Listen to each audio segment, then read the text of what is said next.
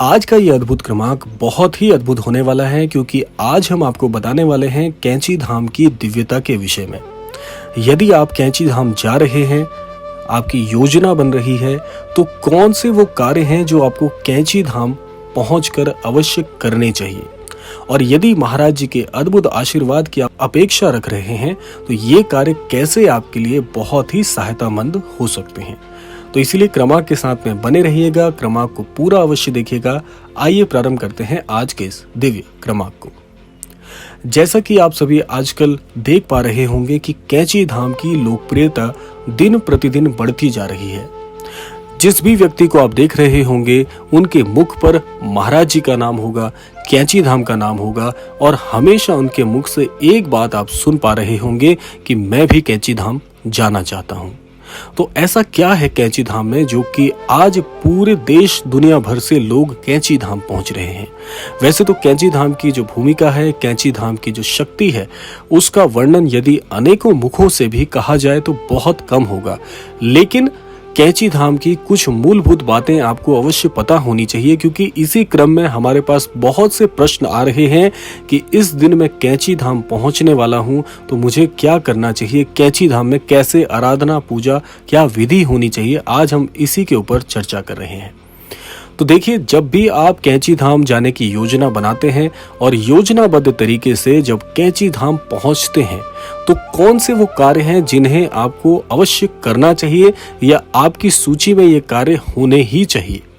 सबसे पहले आपको बता दें कि जब आप कैंची धाम पहुंचते हैं तो कैंची धाम में महाराज जी का अद्भुत विग्रह है और वो विग्रह स्थल और महाराज जी का विग्रह इतना चमत्कारिक है, इतना स्पष्ट और इतना आशीर्वाद पूर्ण है कि आप महाराज जी और महाराज जी के विग्रह में अंतर कर पाने में पूरी तरह से असमर्थ स्वयं को पाते हैं। तो सबसे पहले तो आपको महाराज जी के विग्रह के दर्शन करने ही करने हैं, जो कि स्वाभाविक तौर पर आप करेंगे भी। लेकिन श्री कैंची धाम में एक ऐसी ऊर्जा उद्गम स्थल में कहूंगा है वहां पर जहां पर आपको उस ऊर्जा के संपर्क में आना बहुत बहुत आवश्यक है। ये बात मैं आपको अपने व्यक्तिगत अनुभव से बता रहा हूं क्योंकि कैंची धाम में जब भी कोई अनन्य भक्त सहृदय महाराज जी के दर्शन करने पहुंचता है तो सबसे पहले वो इसी ऊर्जा स्रोत के संपर्क में आता है, जिससे उसे इस बात का आभास हो जाता है कि निसंदेह वो किसी दिव्य स्थल पर पहुंचा है। बहुत ही जागृत स्थान कैंची धाम को कहा जाता है। अब प्रश्न ये उठता है कि इस पहले कार्य को करने के लिए व्यवहारिक तरीके से हमें क्या करना होगा। जैसा कि मैंने आपको बताया कि कैंची धाम एक जागृत स्थल है। महाराज जी ने इस स्थान का चुनाव भी इसी वजह से किया था क्योंकि यहाँ पर सोमवारी बाबा जो कि बहुत ही दिव्य संत हुए हैं, उनकी तप स्थली पहले से यहाँ पर मौजूद थी। महाराज जी ने उसका पुनरुत्थान करके वहां पर कैंची धाम की स्थापना करी और इसकी एक बड़ी वजह यह भी कई लोग बताते हैं कि वहां पर महाराज जी ने उस स्थान को जो कि पूर्ववत से जागृत रहा है उसका पुनरुत्थान करके उस स्थान की दिव्यता को जैसे चार चांद लगा दिए। इसीलिए स्थान अपने आप में बहुत ही दिव्यता पूर्ण माना जाता है। अब इस ऊर्जा स्रोत के संपर्क में आने का सबसे आसान तरीका मैं आपको बताऊंगा कि कुछ समय निकाल कर आपको एक स्थान, पूरे कैंची धाम में कोई भी एक ऐसा स्थान आप चुन लीजिए। वो कोई भी स्थान हो सकता है। जैसे वहां पर बहुत सी सीढ़ियां बनी हुई है, उस सीढ़ियों पर आप बैठ सकते हैं। अभी कुछ दिन पूर्व जब मैं गया था तो वहां पर बहुत ही अच्छी बैठने की व्यवस्था की गई है, जहां पर कतार लगाई गई है और भीड़ को नियंत्रित करने के लिए वहां पर कुछ रेलिंग बनाई गई है। वहां पर भी बैठकर आप श्री कैंची धाम में ध्यान आदि कार्य बड़ी सरलता से कर सकते हैं। तो वहां पर बैठकर आपको ध्यान करना है। ध्यान का आशय यहाँ पर यह है कि अगर आपको ध्यान करना नहीं आता है तो आप सामान्य तरीके से आंखें मूंद कर मन को शांत कर कर केवल और केवल उस ऊर्जा का अनुभव करना प्रारंभ करिए। निसंदेह 100% मैं आपको ये विश्वास दिलाता हूँ कि जिस व्यक्ति को ध्यान की विधि नहीं भी आती है वो भी पूरी तरह से उस ऊर्जा का अनुभव करने में अपने आप को समर्थ पाएगा। तो इसीलिए ध्यान करना पहला कार्य मैं आपको बताऊंगा कि ध्यान अवश्य करिए।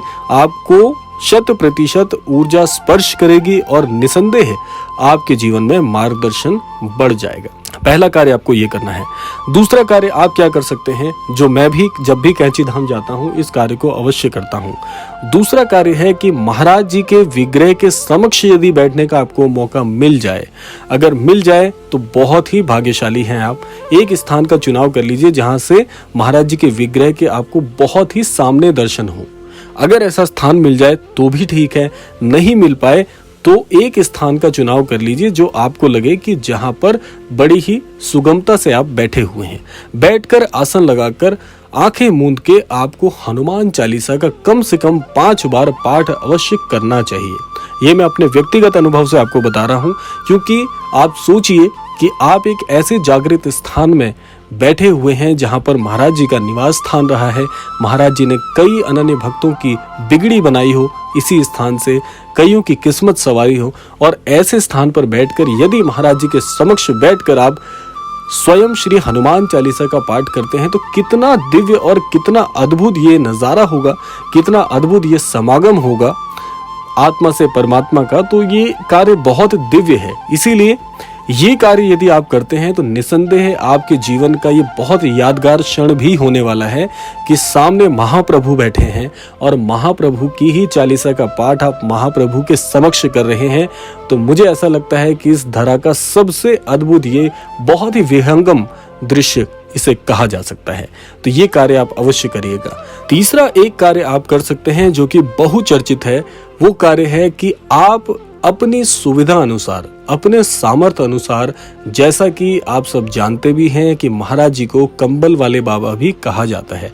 कंबल महाराज जी का एक प्रतीक भी है और कंबल महाराज जी को बहुत प्रिय भी है।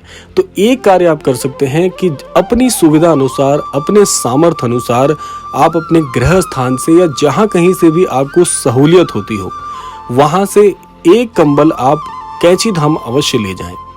अब क्या करना है आपको कि जब आप कंबल ले जाते हैं तो वहां पर महाराज जी के विग्रह के समक्ष जो भी पुजारी जन वहां पर उपस्थित होते हैं उन्हें आप एक कंबल थमा दीजिए और वो महाराज जी के चरणों से लगाकर प्रसाद स्वरूप में ये कंबल आपको वापस लौटा देते हैं।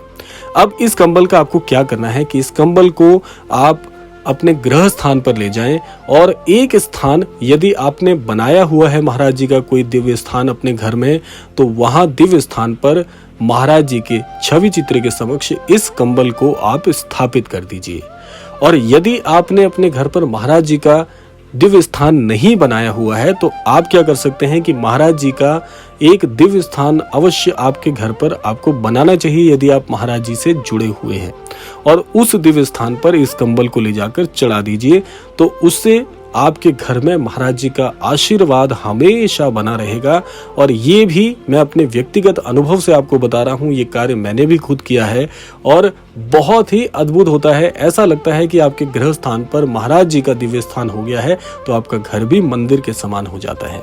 इसीलिए ये कार्य आप अवश्य करें। ये 3 कार्य मैंने आपको बताए हैं जो कि बहुत ही सुंदर हैं, बहुत ही लाभकारी आपके लिए होंगे, ऐसी कामना करते हैं। तो ये था आज का अद्भुत क्रमांक। आशा करते हैं क्रमांक आप सभी के लिए बहुत ही लाभकारी हो।